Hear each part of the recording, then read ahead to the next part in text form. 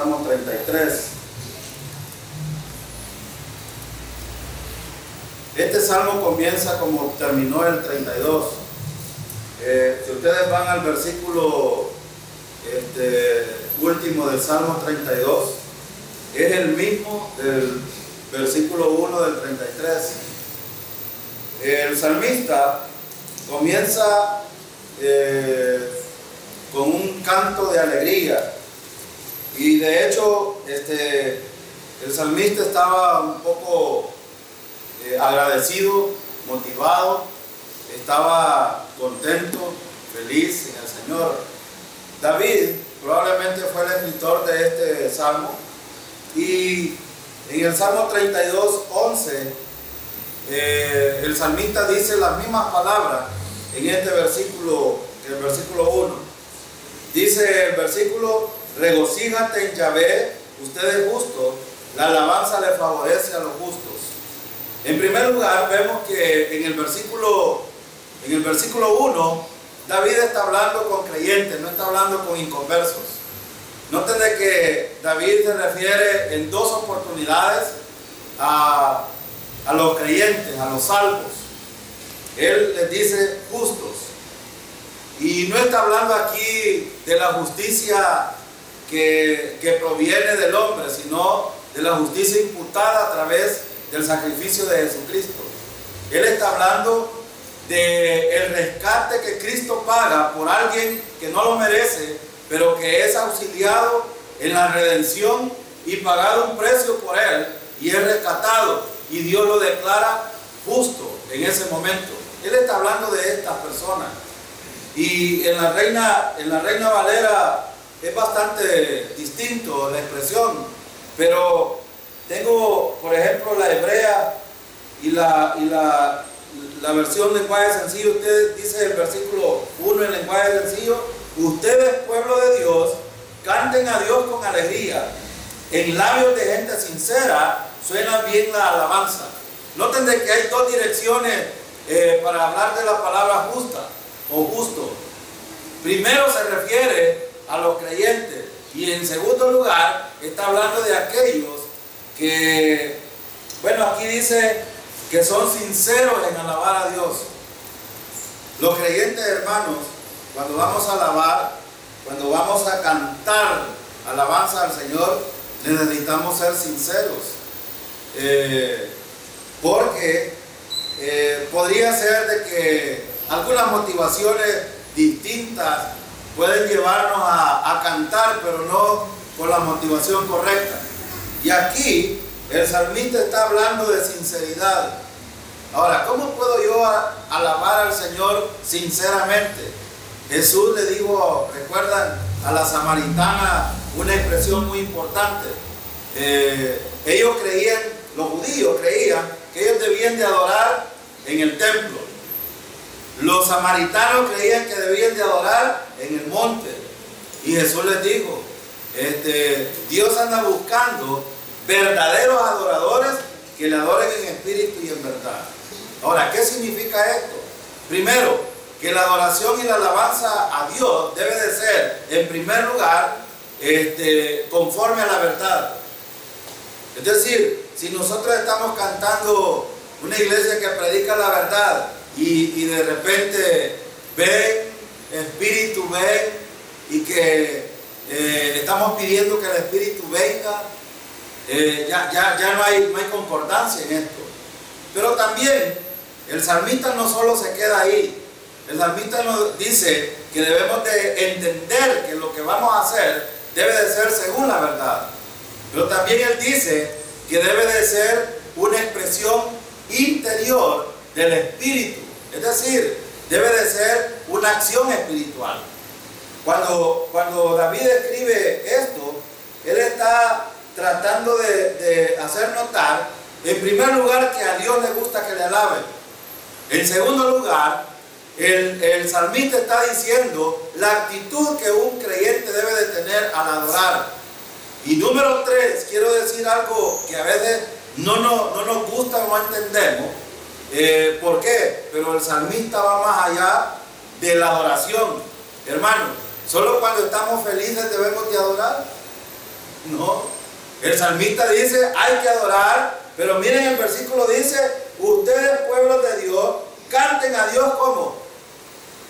Con alegría. Con alegría. Pero yo quiero decir algo aquí que es bien importante. Hay algunas veces que somos aguados para cantar, y eso es verdad. Pero ¿significa eso que no estamos cantando con alegría? No, no necesariamente. Lo que pasa es que cada uno de nosotros tenemos el don para cantar con una voz que resuene al oído de los seres, a fin de que se oyen entonados. Yo, por ejemplo, si me ponen a cantar canto con doble voz, es decir, con primera, segunda y tercera, a mí me cuesta. Pero no es tanto aquí que si yo estoy entonado o desentonado, sino la actitud es lo importante. De eso está hablando el salmista. Pero es que, hermano, usted no entiende que yo estoy afligido. ¿Qué dijo Pablo y Santiago? Si alguno está afligido, cante alabanza. Hermano, no solo en las bonanzas debemos de adorar al Señor. Es más, ¿cuándo es que debemos de estar gozosos nosotros? Todo el tiempo. Todo el tiempo. Y el salmista está recordando a través de esto. Los creyentes debemos de cantar al Señor con alegría. Y Él está hablando a los creyentes. Pero también dice que esa adoración debe de ser sincera. En el versículo 2 vemos otro asunto importante. Dice, alaben a Dios con himnos y con música de arpas. Hay, por ejemplo, 3 instrumentos que mencionan en la Reina Valera. Aquí no los menciona uno, arpa. Es probable, algunos escritores dicen que es probable que David era un músico y él tocaba el arpa. Es probable, o es probable también que dentro de la adoración del rey existía este tipo de instrumentos. Ahora, quiero hacer una comparación entre lo que muchos allá afuera, yo escuché una predicación una vez de sobre todo los adventistas son los de la luz del mundo. Ellos dicen de que adorar, por ejemplo, con guitarra, con instrumentos musicales, con cualquiera que sea, es pecado. Ahora, si el rey David, este siervo de Dios, recomienda aquí a los creyentes adorar con trompeta, con arpa, con salterio y decacordio. El decacordio, hermano, a veces yo cuando oí esto con decacordio pensaba de que era melodías dentro de una música, pero no, un decacordio es un instrumento musical que tiene 10 cuerdas y por eso se llama decacordio. Es parecido a la lira. Entonces, si el salmista está diciendo esto, ¿podemos adorar al Señor con instrumentos musicales? Claro que sí, claro. Hay algunos, por ejemplo, allá afuera, que si le llaman a la pelota de fútbol o cualquier pelota la cabeza del diablo, le dicen también a un instrumento que es un instrumento del diablo. Y no es cierto. El rey David está diciendo aquí, alaben. Y saben que esta expresión en el hebreo, de alaben, está en el tiempo, es un verbo imperativo. Es decir, está diciendo que es una acción que debemos de hacerla. Pero fíjense que a veces nosotros cuando vamos a alabar al Señor, debemos de tener claros estos puntos. No se trata tampoco de hacer una pompa dentro de las iglesias como algunos lo hacen, porque hay extremos. Hay los que piensan que esas cosas son del diablo y hay otros que lo hacen exageradamente. Voy a mencionar, por ejemplo, algunos rockeros hoy en día que hacen, por ejemplo, mega conciertos y que lo único que hacen incitar al pueblo de Dios a hacer cosas que no convienen en el Señor. Ustedes han oído, por ejemplo, de este cantor, parece que es colombiano, Alex Campos. Alex Campos, cuando hace un show, ¿saben qué es lo que hace? Pone a saltar y a gritar a la gente. Es más, estuve hace un tiempo en un concierto de él, donde tiraban orines, agua, se quitaban la camisa y era un desorden realmente. Entonces hay como, por ejemplo, extremos dentro de la música. No se trata tampoco de que porque vamos a usar instrumentos musicales, Dios está llamando al desorden. No se trata de eso. Las cosas deben de ser ordenadas también. Cuando el salmista está recomendando aquí, alaben a Dios con himnos y con música de arpa, le está diciendo que debe de haber un orden establecido para adorar. ¿O es Dios un Dios de desorden? No, el Espíritu Santo no va a llevar a la gente a brincar, a saltar, a gritar, a decir cosas. No, Él los va a llevar a decir las palabras correctas para poder adorar al Señor. Recuerden, ¿cuál es el enfoque de la adoración aquí? Es Yahvé, es el Señor. No somos nosotros, es nosotros hacia el Señor, no expresiones de emociones y sentimientos. Ahora, versículo 3. Alábelo con buena música, cántele canciones nunca antes escuchadas y lance gritos en su honor.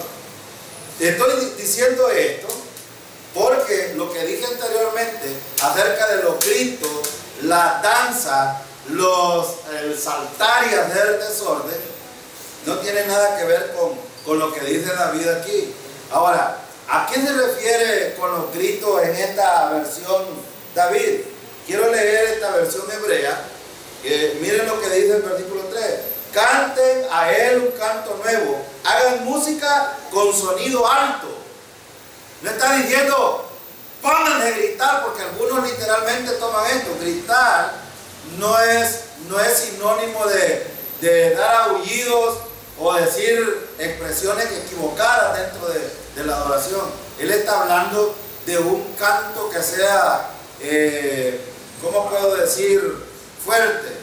Es más, en el Apocalipsis, en Daniel y en otros pasajes se menciona acerca de que los creyentes vamos a cantar un canto nuevo en el reino milenial. Y no solo en el reino milenial, sino en la eternidad también. Ahora, no me pregunten qué canto es este. Realmente yo no lo sé. Pero sí, lo que está diciendo es, en primer lugar, la actitud con la que debemos de ser. Y en número 2, el enfoque a quién debe de ser dirigida la adoración. Y número 3, aquí está hablando de que la alabanza al Señor debe de ser en relación a una música y con sonido alto. Pero no debemos de equivocarnos en la dirección, porque desde aquí salen muchos desórdenes también. Ya les ponía yo el ejemplo de algunos cantautores. Conozco a otro cantautor, Dani Berrío. Muchas veces ha hecho conciertos donde la gente salta, grita y hace cosas. El salmista no se está refiriendo a gritar como muchas veces ha dicho, por ejemplo, el hermano Bed, o ustedes han visto, ¿quién vive? Y a su nombre. No está hablando de lanzar vivas y todo eso, no está hablando de eso. Está hablando de cantar alabanza al Señor con fuerza, en el sentido de que sea verdadero lo que se va a cantar. Que esa alabanza sea la verdad de Dios. ¿Y por qué? Porque ya vamos a ver en qué está enfocado David. Miren en el versículo 4.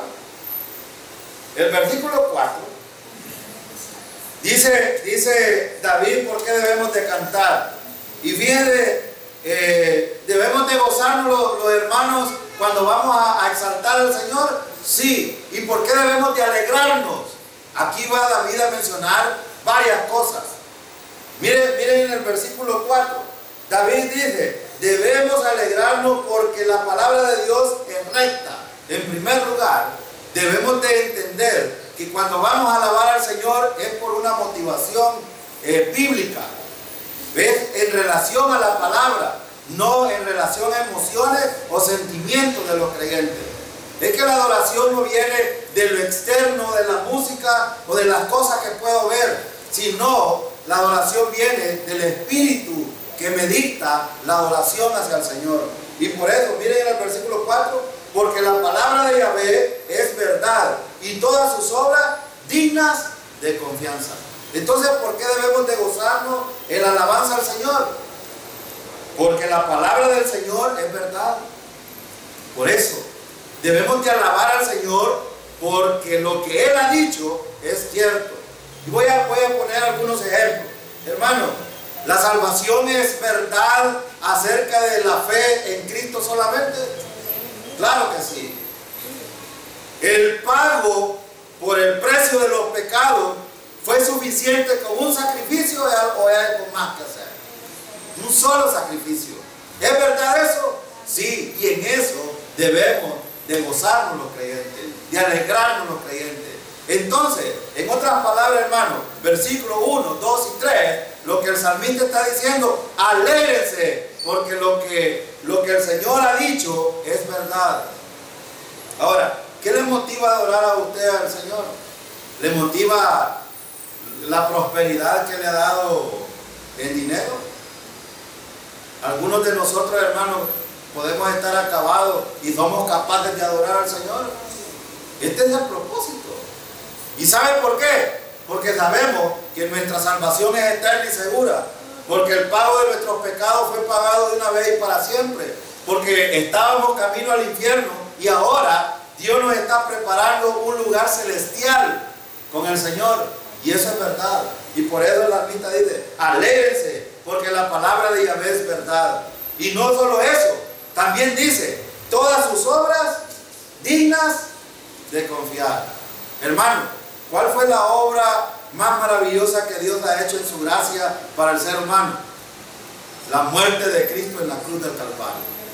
¿No es suficiente esa obra para alegrarnos nosotros en el Señor y darle alabanza? Ve los motivos. Ahora, la gente no tiene que tener motivaciones equivocadas para adorar al Señor. La gente quiere adorar al Señor cuando ve un milagro.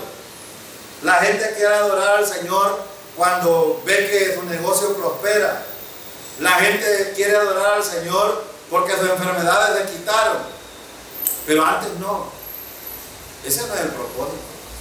Ahora, Dios nos ha provisto a nosotros de todas las bendiciones espirituales y eso nos debe de motivar a adorar al Señor. Y si le parece poco, versículo 5, mire lo que dice el salmista. Él ama la misericordia y la justicia. La tierra está llena de la misericordia de Yahvé.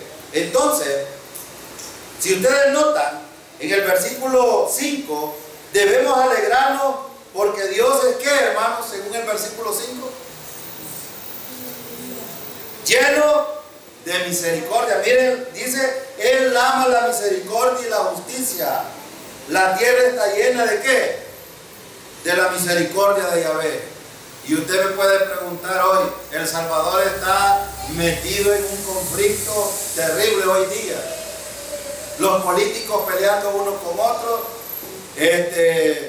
la batalla espiritual que se ve allá afuera a través de obtener poder. Hay un gran conflicto, pero aún así, hermano, el Dios Todopoderoso que nosotros adoramos, ese Dios aún sigue siendo un Dios de misericordia. ¿Y solo con nosotros? No, hermano, la misericordia de Dios está disponible para todas las personas allá afuera. Sí, claro que sí. Fíjate que Mateo 5:45, quiero invitarlo a que lea este versículo, mire, porque es importante ver algunas cosas que encontramos acerca de la misericordia de Dios. Mateo 5:45. Miren lo que dice el versículo 45. De modo que seáis hijos de vuestro Padre que está en los cielos, porque Él hace salir su sol sobre malos y buenos, y hace llover sobre justos e injustos. ¿Sobre quiénes está la misericordia de Dios? Sobre todas las personas. La gente dice, ¿y por qué será que Dios es tan malo que no quita esos problemas? La gente quiere ver la paz en esta tierra. Y para los que nos escuchan en este medio por internet, déjenme decirles de que las cosas van de mal en peor. Y en este mundo la maldad va a ir aumentando más y más y más. Y no va a haber paz aquí, porque Dios no ha prometido paz en este mundo. La paz la puede tener cada uno de las personas que confíen en el Señor a través de la misericordia que Él tiene con Él para salvarlo, porque Él quiere salvarlo. Pero la gente no quiere nada con Dios. Y voy a decir algo que a lo mejor a la gente le puede desenfocar, porque probablemente hay algunos católicos que nos escuchan, pero aún el Papa está lejos de Dios, hermano. Hoy anduvo una semana aquí por México y en todos los discursos que dijo nunca mencionó un versículo bíblico. ¿Qué significa esto? Que solo un ser motivacional que anda buscando un poco de populismo entre la gente, pero no anda persiguiendo que la gente sea salva realmente. No hay ningún mensaje de lo que yo he revisado de la cual hable acerca de la salvación por fe en Cristo solamente. Está parte de Dios. El pueblo de Israel también se ha apartado del Señor. Sí, hay un remanente fiel todavía que sigue confiando en el Señor, pero el Israel nacional se ha alejado del Señor. Y la iglesia también le pasa lo mismo. También a la iglesia le pasa lo mismo. Pero fíjense, hermano, a pesar de eso, Dios sigue teniendo misericordia. Y es lo que el salmista está diciendo en el versículo 5. Él ama la misericordia. Dios es el Dios de amor, pero también es el Dios justo. Fíjense que en el versículo dice, Él ama la misericordia y la justicia. Esto significa, hermano, de que Dios es amor, pero también es justo. Y da a cada quien lo que se merece. Punto. Y eso es indiscutible. Pero la tierra está llena de su misericordia y Dios quiere que la gente se salve. El problema no es Dios. Un día de esto, un hombre publicaba en las redes sociales algo. Yo publiqué un versículo que es Mateo 6:33. Y un hombre religioso que conozco de aquí de Guataquiagua escribió ahí: si tan solo los seres humanos pudiéramos aplicar esa verdad y convertirla en una práctica de vida, las cosas fueran distintas. Pero yo creo que él estaba dando como bocarada porque es un corrupto. Estoy hablando de un corrupto. Y este corrupto estaba diciendo eso. Y no solo dijo eso, sino que dijo: sería bueno cambiar algunos versículos de la Biblia para que sean más aplicables. Y le escribo yo: es que el problema no es la palabra. Dios ya determinó, Él dio su palabra, y el problema no es la palabra de Dios. El problema somos los seres humanos. La gente quiere culpar a Dios de las cosas. Es que Dios no tiene ningún problema. Es más, Él mandó a su Hijo a morir en la cruz del Calvario para demostrar su misericordia y su gracia a la gente. ¿Y cuál es el problema? La gente no quiere nada de eso. Entonces, si no quieren nada con Dios, ¿qué hace Dios? Dios es justo y por lo tanto un día va a retribuir esta situación. Ahora, hay otro aspecto importante que necesitamos ver en este asunto. Versículos 6 y 7. Miren lo que dice el 6 y 7. Por la palabra de Yahvé los cielos fueron establecidos, y todo el ejército de ellos por el aliento de su boca. Y dice el versículo 7, Él recoge las aguas del mar en un montón, Él pone en tesoros los abismos. Ahora, ¿de qué hablan estos dos versículos?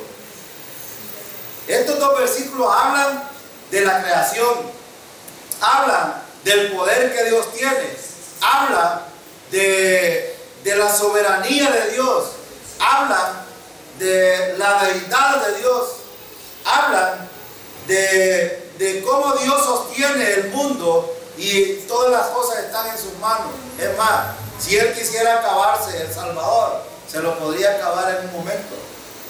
Este pueblo ha sido tan golpeado por los terremotos, por las lluvias, por los fenómenos naturales, pero aún así la gente sigue siendo más soberbia y no quiere nada con Dios.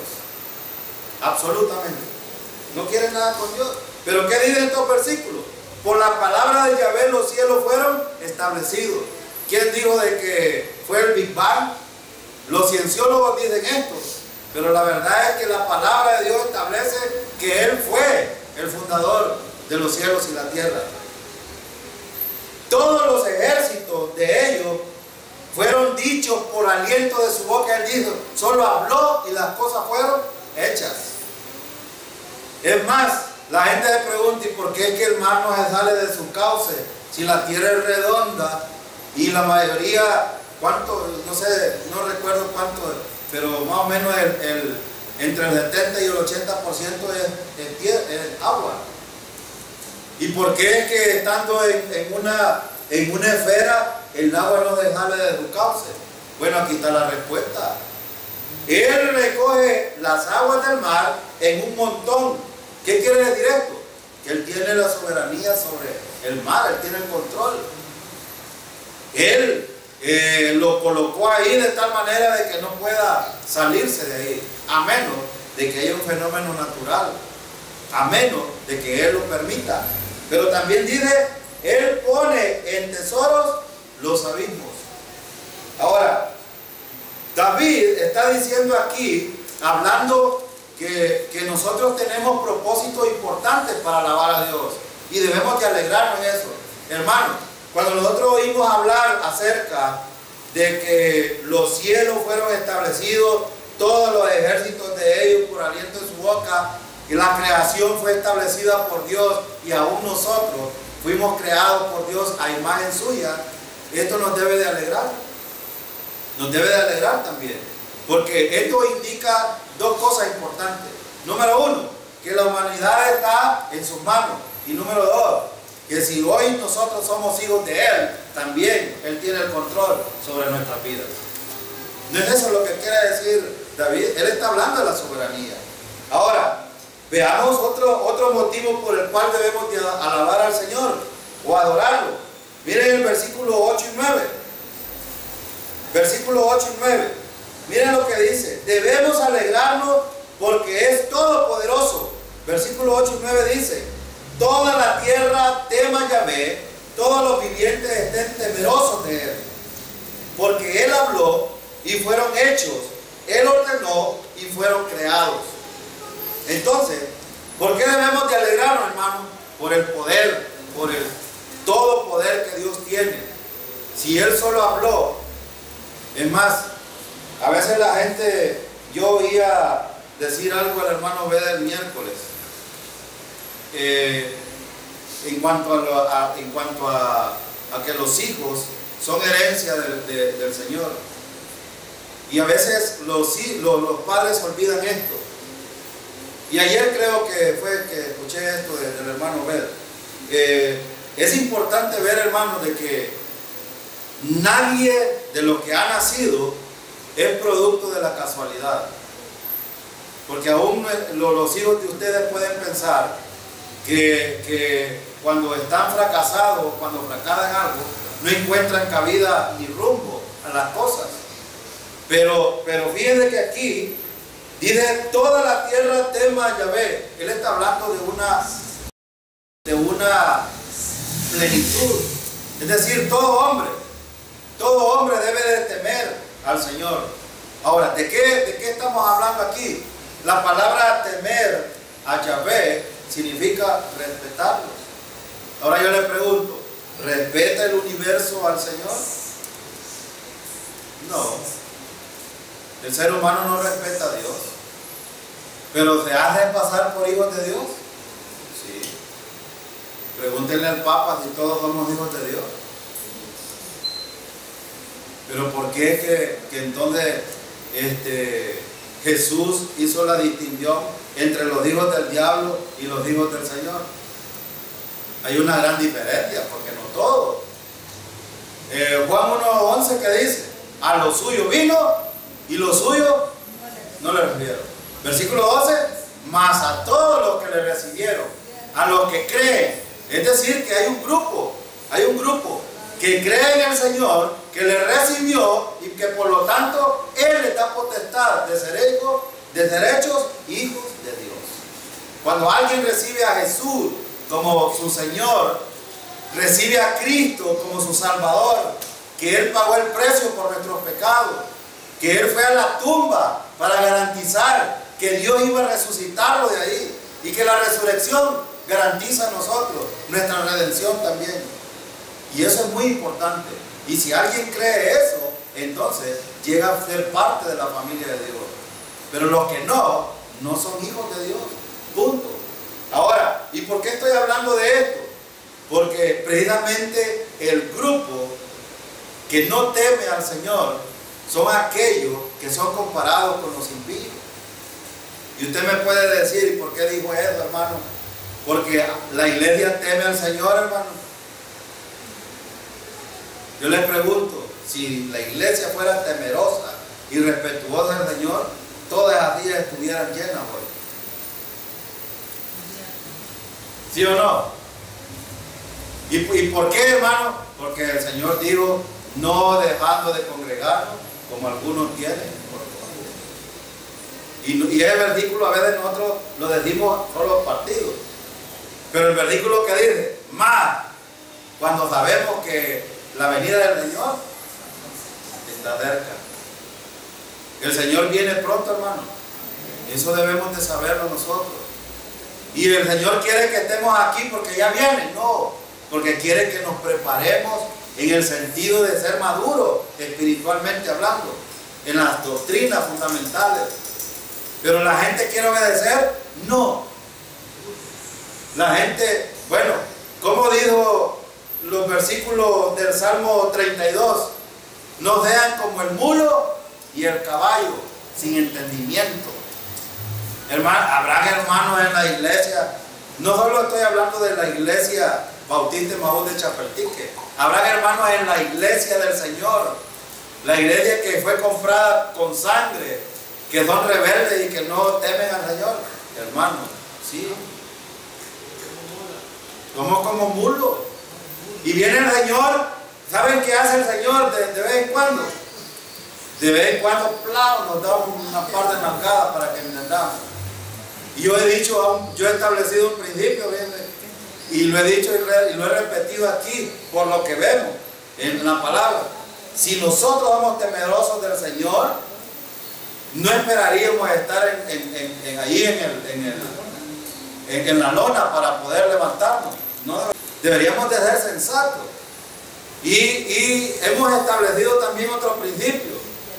Buscar el reino de Dios no significa, hermano, quedarse en la hamaca ya. No, es que aquí voy a orar, aquí voy a hacer todo. No. Hay tantas cosas que hacer en la iglesia o en el servicio al Señor, que es de una manera de buscar el reino de Dios. Ahora, qué importante sería que los creyentes aprendiéramos a respetar a Dios. Pero fíjense, miren, todos los vivientes estén temerosos de Él. Fíjense que aquí hay dos palabras, temor, si ustedes se fijan.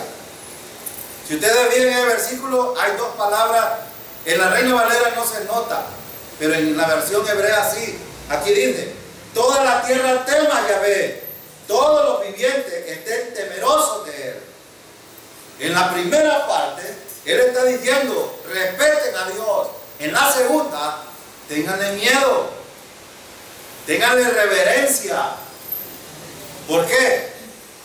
Porque, hermano, cuando a veces nosotros decimos, Dios es amor, es bonito, pero Dios es justicia también. Y Él va a pagar a cada quien lo que se merece. Entonces, cuando yo estoy vacilando con el Señor y estoy ahí jugando, el Señor va a tener un trato con cada uno de nosotros. Yo no sé cuál es su trato. No sé, no lo conozco. Sí sé el trato que Dios tiene conmigo. Pero fíjense, hermanos, aquí, el principio que podemos aprender, y no sé por qué, pero estudiamos Primera de Reyes, nos enseña que debemos de respetar a Dios. Ese principio yo lo tengo bien claro en todo lo que hemos estudiado. El principio que nos enseña Primera de Reyes, respeto a Dios. ¿Por qué hizo lo que hizo Dios con Elías? Allá con los 850, ¿cómo se llama? Profetas falsos. ¿Por qué lo hizo? Para que el pueblo de Israel entendiera quién es Dios y lo respetara. ¿Y devolvió el pueblo al Señor? Claro que sí. Pero tuvieron que pasar. No crean, hermanos, si viniera el Señor y por medio de un impío nos viniera a volar la cabeza a algunos de nosotros. ¿Cree usted que lo vería bien usted? Pero es de la manera de Dios. ¿Va a suceder así con nosotros? No. Probablemente no. Pero Dios puede hacer cualquier cosa para hacernos entender que no dejamos burros, no dejamos mulas o caballos, porque algunos de nosotros también somos desenfrenados. Tienen que ponernos el freno para que podamos tener un poquito de cordura. Entonces el versículo 9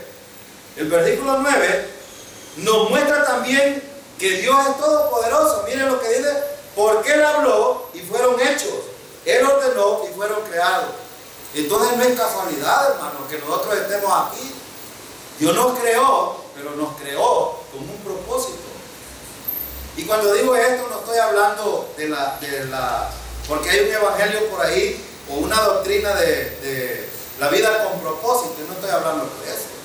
Estoy hablando de que los creyentes debemos de tener gozo al alabar al Señor. ¿Por qué? Porque Él es todopoderoso. Y ese es uno de los propósitos del creyente: alabar al Señor en todo tiempo. Y vi que este es un resumen poético del primer capítulo de Génesis. Capítulo 1 de Génesis nos muestra la creación de Dios, cómo Dios estableció todas las cosas. Entonces, Él es el Señor de la creación, el Dios todopoderoso. Debido a que Él es todopoderoso, nosotros debemos reverenciarlo en todo lo que hacemos. En todo lo que hacemos. Versículo 10. Veamos otro asunto.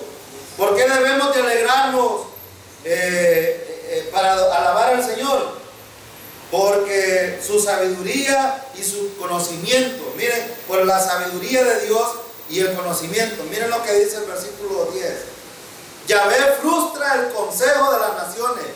Él trae a nada los razonamientos de los pueblos y trae a nada el consejo de los príncipes. ¿Qué quiere decir David con esto? Que David está diciendo que la sabiduría de Dios no se compara con la sabiduría del ser humano. Ahora, el conocimiento de Dios es mucho mayor. Y Dios produjo algo bueno. Fíjense ¿qué es lo que vemos en el versículo acerca de los hombres? ¿Cómo compara David a los seres humanos en el versículo 10? Véanlo ustedes el versículo 10 y vean qué dice David de los seres humanos, cómo son. Bueno, voy a leerlo, dice: Yahvé frustra el consejo de las naciones. Él trae a nada los razonamientos de los pueblos. ¿Qué está diciendo con esto? Que el ser humano es necio, es insensato, su conocimiento es nada, pues, en otras palabras. Y aunque los pueblos se afanen por hacer cosas, bueno, él habla de los príncipes aquí. Quizás en nuestro tiempo no tenemos príncipes, pero hay gobernantes. Y los gobernantes muchas veces son insensatos. Ellos creen ser muy sabios, haciendo leyes, promulgando estatutos, poniendo cuestiones. Pero si ustedes ven, pongamos un ejemplo en El Salvador.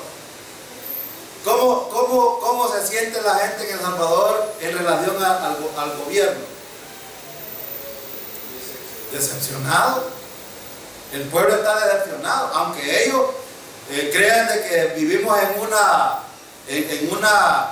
bueno, un día de estos estaba viendo en el Facebook, publicaron a Adán y Eva con unas hojitas tapadas ahí, taparrabos, y decía alguien por ahí que el gobierno de El Salvador pensaba de que estábamos en ese paraíso, ¿no? Solo en la mente de ellos les cabe eso. Pero ¿por qué es esto verdad? Porque Dios ha establecido eso. El razonamiento de los seres humanos es insensato y necio. ¿Y qué podemos ver también en esto? Que el ser humano, Dios le dice, camina de esta manera, y el ser humano dice, no, a mí no me importa nada contigo. El hermano Jorge decía ayer un principio importante. Si en los países, o en el mundo entero, se leyera la Biblia, en todos los lugares, no solo en las escuelas, en todos los lugares, no estaríamos como estamos hoy. No estaríamos así. No estaríamos. ¿Pero por qué estamos así? Porque hemos apartado a Dios. Y los gobiernos han apartado a Dios. Los ciudadanos han apartado a Dios. No les interesa. Les interesa su propio razonamiento. Y de aquí viene aquellos hombres casándose con hombres, las mujeres casándose con mujeres, los hombres teniendo más mujeres y haciendo Sodoma y Gomorra. Ahora, por eso es que la maldad va a aumentar mucho más. Pero, ¿qué está diciendo Dios aquí? Él dice, Él va a frustrar ese consejo de las naciones. ¿Y cómo lo va a hacer? Bueno, de hecho, alguien me preguntaba por ahí, ¿y por qué el ser humano es tan perverso hoy y hace tantas maldades? A tal punto, hermano, de que hoy alguien mata por $5 y lo disfruta. Oí un muchacho por ahí decir esto, ¿y usted mató a fulano de tal? Sí, yo lo maté. Yo lo maté. ¿Y por qué lo mató? Es que él me estaba castigando. Él mató a un padrastro, parece. Y le dije, ¿y por qué lo mataste? Y mucho me estaba castigando. ¿Y no te arrepentís de matarlo? No, no me arrepiento. En los medios de comunicación salió. Y ese hombre estaba hablando tan... Sí, yo lo maté, punto. Y le preguntó, el periodista fue más allá, ¿y si volviera a vivir lo volviera a matar? Sí, lo vuelvo a matar. Y entonces, hermano, alguien me preguntaba, ¿y por qué es así? Es que Dios no es el problema es el ser humano. Dios ha dejado a libertad al ser humano que pueda elegir. Y en la salvación, por eso Dios ya hizo su obra. La responsabilidad de salvarse o de no salvarse ya no es de Dios, es del ser humano. La responsabilidad del ser humano es buscar a Dios o rechazarlo. Y en todas las dispensaciones ustedes ven, Dios entregó normas para vivir, y si el hombre fracasaba, ¿qué hacía Dios? Venía un juicio. Y ahí tenemos la historia de Adán y Eva. Un mandamiento, lo incumplieron, ¡plas!, lo sacó Dios del huerto del Edén. Y ahí viene Noé. Toda la tierra estaba haciendo un montón de cosas que no eran incorrectas. Dios había establecido cómo debían de vivir, pero el hombre no quiso. ¿Cuántas personas se salvaron? 8 personas. 7 con 8, 7 más 9, 8 personas. Y después viene la torre de Babel. El ser humano quería hacer su antojo. Viene Dios y confunde las lenguas, y de ahí salen más de 2000 lenguas confundidas para que el ser humano no siguiera con la maldad. Pero si ustedes vean, estamos en los tiempos pasados en la misma situación hoy. Sí. ¿El problema es de Dios? No. Hoy tenemos un periodo de gracia y lo hemos visto en los versículos anteriores. Dios tiene misericordia aún por las naciones hoy, pero el hombre no quiere nada con Dios. ¿Y qué va a hacer Dios? Cuando Jesucristo venga, los creyentes nos vamos con el Señor y viene un juicio para las naciones y para Israel. en la tribulación. Y se los va a acabar Dios a toda la gente que no confíe en el Mesías, se los va a acabar. Pero la gente aún así no quiere nada con Dios. Y va a establecer el reino. ¿Y qué va a pasar en el reino? Los que nazcan ahí se van a pervertir y Satanás los va a engañar y se van a promulgar en contra de Yeshua. Sí, lo van a hacer. Pero se los va a acabar también. Hay una batalla de Gog y Magog después del reino milenial. La maldad del ser humano. Es que ese es el problema. La maldad del ser humano. ¿Sí? Esa es la firmeza de la que habla del Señor, que independientemente de lo que los gobiernos y los hombres quieran hacer para mejorar el mundo, está establecido que lo que va a suceder es eso. Sí. Es decir, Cristo viene. Sí. Aquí no importa que descubran, o vayan a Marte o a miércoles, no importa nada de eso. Es decir, Dios lleva su reloj y va funcionando. Aquí muchos creyeron que apareció Hitler, apareció Calígula, apareció Nerón, sí. Aparecieron un montón de líderes. Bueno, apareció en Venezuela Chávez, y no duró mucho. Hoy Maduro está cubriendo, ya no sirve esta situación. El Salvador creyó que este gobierno era la solución, y aquí hasta que entiendan que Cristo es la solución. Correcto. No, todos van a estar batallando y sus planes van a frustrar, porque todos quieren ser ese líder. Habrá un líder en el futuro, sí, posiblemente, sí. Pero Dios igual va a frustrar los planes de ese líder, sí. Porque Él ya lo determinó firmemente cuándo va a aparecer y qué va a hacer. Sí. Entonces, tenemos una palabra fiel, tenemos una palabra clara que nos está determinando. Aquí ya no deben haber creyentes ingenuos persiguiendo alcaldes, persiguiendo diputados, persiguiendo presidentes. Aquí el único que perseguimos es a Jesús, Señor. Y sabemos que Él tendrá la respuesta, no sin dejar de cumplir lo que nos corresponde como ciudadanos de esta tierra. Sí. Pero esa firmeza que David está aclarando allí, esa frustración, se demuestra una y cada vez más. Como tú dices, en mi país creíamos que esto iba a ser la alternativa y nos agarramos y nos dimos en los dientes. Que estábamos con los otros, nos dimos en los dientes. Sí. Aquí Cristo es la única solución. Sí. No hay. Sí. Entonces, vamos dando cosas contra el aguijón y ese es el problema. Pero, imagínate, alguien podría decir, alguien hace 3.000 años estaba hablando de lo que hoy está sucediendo. Sí. El Espíritu Santo, cuán firme es la palabra. Sí. Sí. Está hablando de quién creó los cielos y la tierra. Estaba viendo un programa, no recuerdo si en el Discovery Channel o en el otro channel, los que hay ahí, y mi esposa estaba ahí y yo estaba viendo y digo, bueno, y esta especie tiene que evolucionar, sí que para que el hombre el mono evolucionara al hombre, hay 44.000 generaciones. Y ellos, ¿qué vive aquí? ¿Cómo las 44.000 generaciones? Si cada generación dura 100 años. ¿Quién estaba ya como periodista? Desde la primera, desde la 44.000. Ahora es el mundo. Y yo me puse más ahí. En cambio aquí, está diciendo el salmista cómo se crearon los cielos, cómo se creó la tierra y con la firmeza que Dios nos hizo. Sí. Y estos planes van a ser frustrados en el futuro, hermano. Pero quiero mencionar algo importante aquí. Dentro de los planes yo mencioné algunas dispensaciones para que veamos cómo Dios en su soberanía trata con el ser humano y el ser humano fracasa y tiene que intervenir Dios en todas estas cosas. La intervención de Jesucristo en su segunda venida es muy crucial para nosotros como creyentes, porque desata muchas cosas que son escatológicas, pero que son beneficiosas para nosotros también. Pero fíjense que en medio de todas estas cosas, Dios, a pesar de que el mundo revoluciona y se ven cosas malas y perversas, hay cosas que Dios las está haciendo para bien. Sí. ¿Recuerdan ustedes a José? Fíjense, ¿qué dice Génesis capítulo 50-20?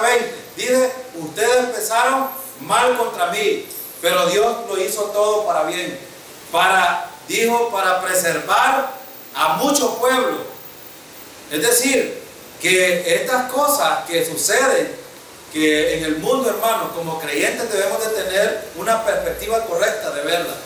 Si los gobiernos, si los ciudadanos están convulsionados y está aumentando la maldad, nosotros debemos de saber que hay algo importante que Dios está haciendo en medio de todas estas cosas con la iglesia.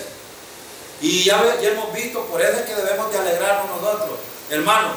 En la alabanza del Señor es la alegría y el gozo de los creyentes por varias razones, ya lo vimos. Dios es misericordioso, Dios es un Dios de gracia y aún sigue dispensando gracia y misericordia para nosotros, que a pesar de lo convulsionado que está el mundo, a nosotros nos protege, nos guarda y nos sustenta cada momento, y esto es bueno. Estamos atribulados, dijo Pablo, pero no vencidos, no vencidos. Y esto es la perspectiva que debemos de tener como creyentes. Ahora, versículo 11. Ahora, hermanos, en medio de estas dificultades necesitamos confiar en el Señor. Claro que sí. Eso es lo que necesitamos hacer, seguir dependiendo del Señor. Versículo 11. Debemos alegrarnos por la fidelidad de Dios. Mire el versículo 11. Dios es fiel, hermano, y esto es lo más maravilloso. Y por eso debemos de darle alabanza al Señor. Pero el consejo de Yahvé permanece para siempre. Los pensamientos de su corazón, de generación en generación. ¿Cómo dice la Reina Valera?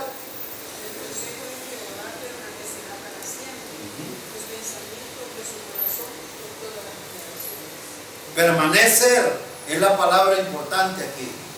Hermano, el consejo del Señor permanece para siempre y por lo tanto es fiel.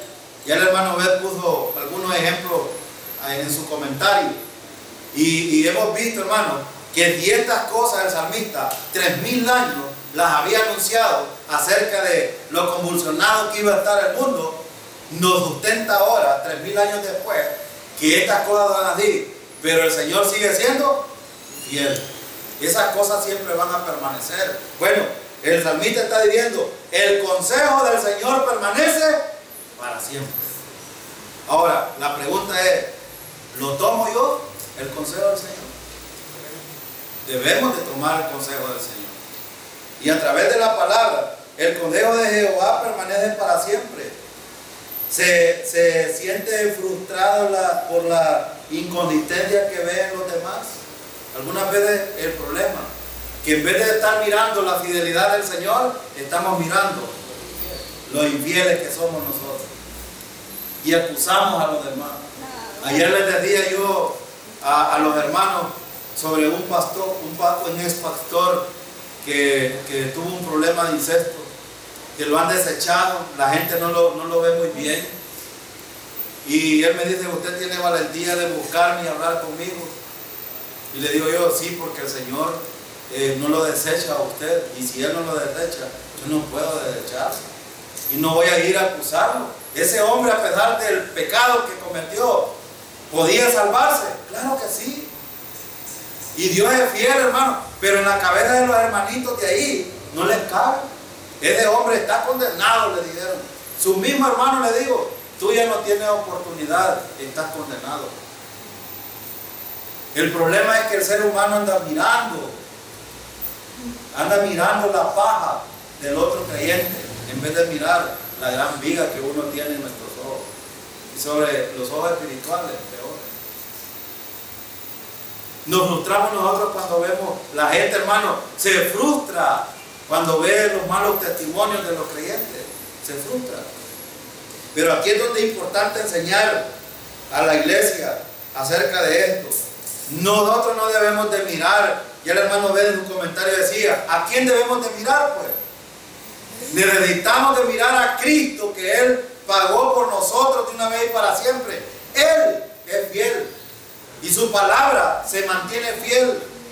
Dios dijo que ese sacrificio era suficiente y terminaba con el problema del pecado y la enemistad del ser humano con el hombre y nos reconciliaba a través de Jesucristo.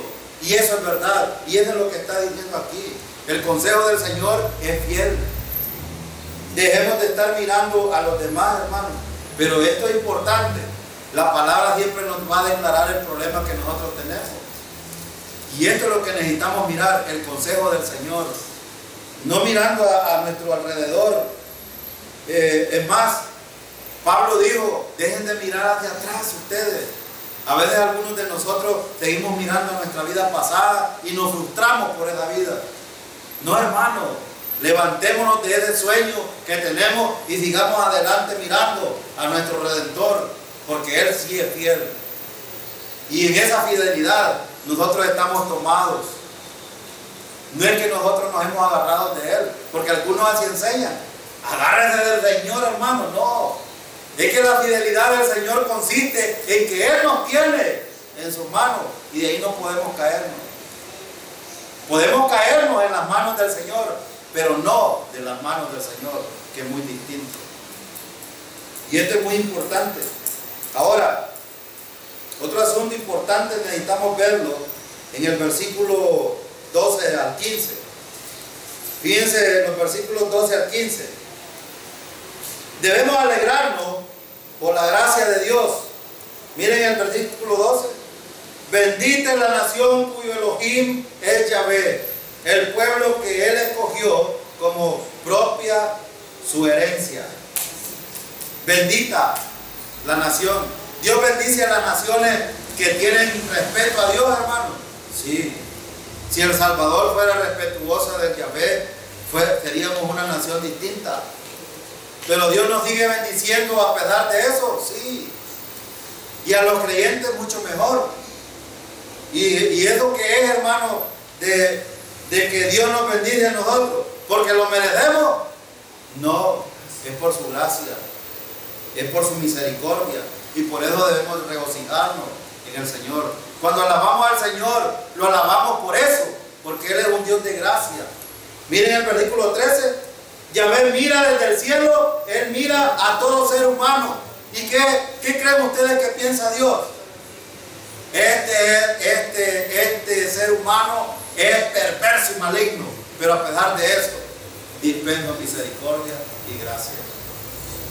Y miren en el 14, desde el lugar donde habita, Él observa todo el que habita en la tierra. Y el 15, Él solo, quien formó los corazones de todos ellos y entiende todas sus obras. Me gusta esta expresión porque dice, entiende todas sus obras.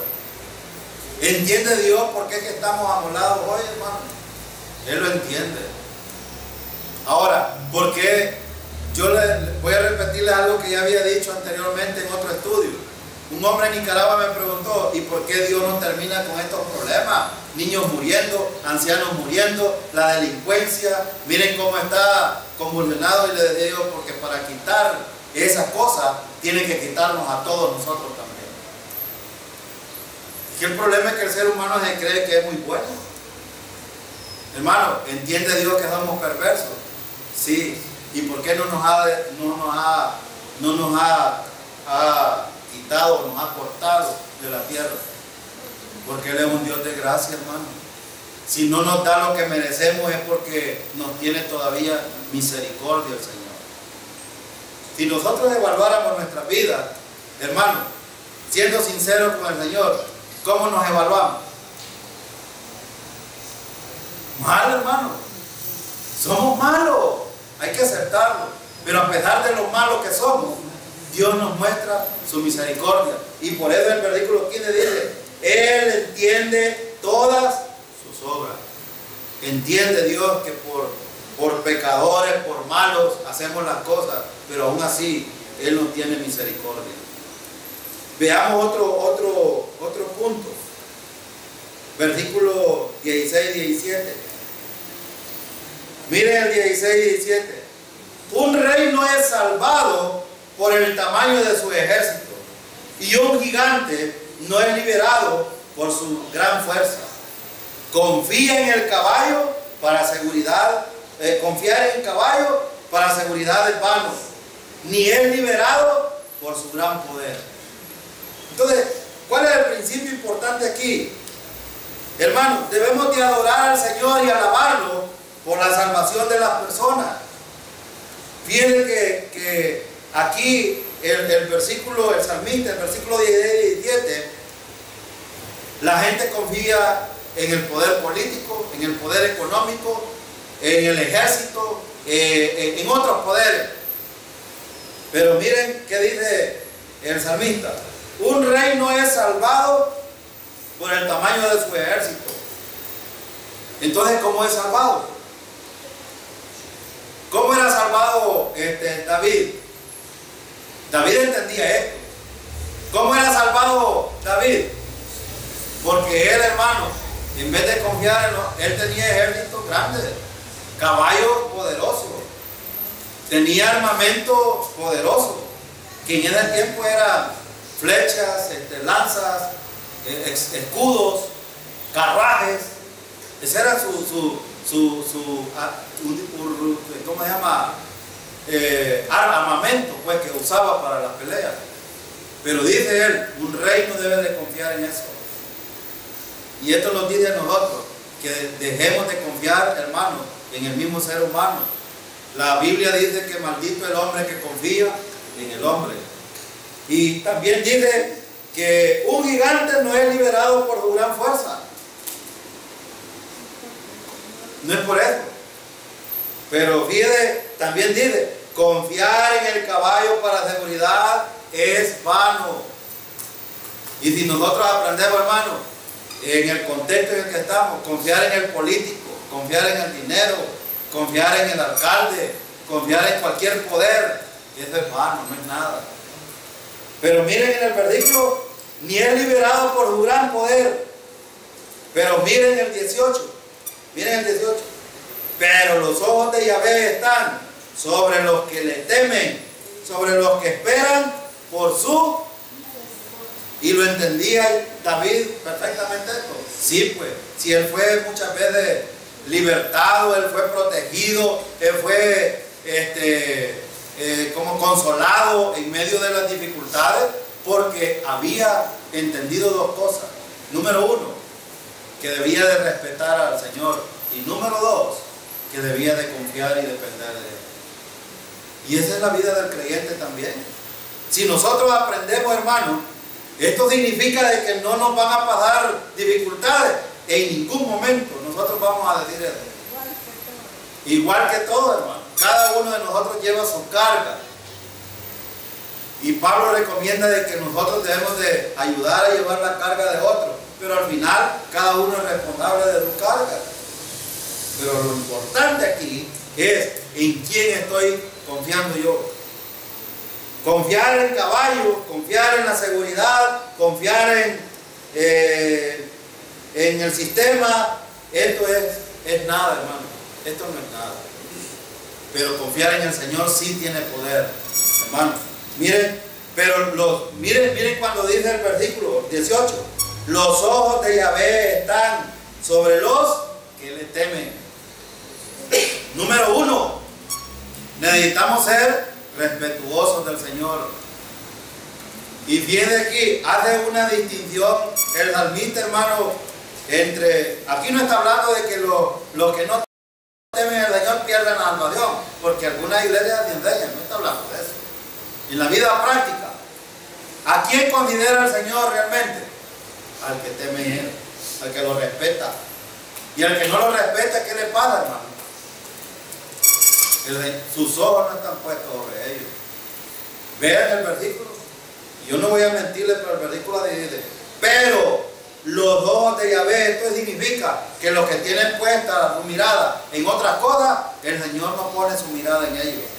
¿Por qué? Porque ellos no están dependiendo de Él. Pero los que temen en el Señor y confían en Él, los ojos de Él están puestos. Entonces, si usted es uno de ellos, hermano, el Señor tiene fijada su mirada en usted. ¿Y para qué? Bueno, veamos los versículos finales. Versículo 19. Mire, ¿para qué tiene los ojos puestos el Señor? Para rescatar sus almas de la muerte y mantenerlos vivos durante hambruna. Pregunto, hermano, ¿puede el Señor libertar a un creyente de la maldad de los enemigos que quieren matarlo? Claro, claro que sí. Esta es una promesa aquí.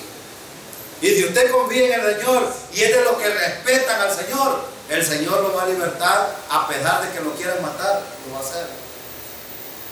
Por eso, hermano, es que necesitamos seguir dependiendo del Señor. Que vengan hambrunas, no importa, el Señor nos va a sustentar. Que vengan dificultades al país, no importa.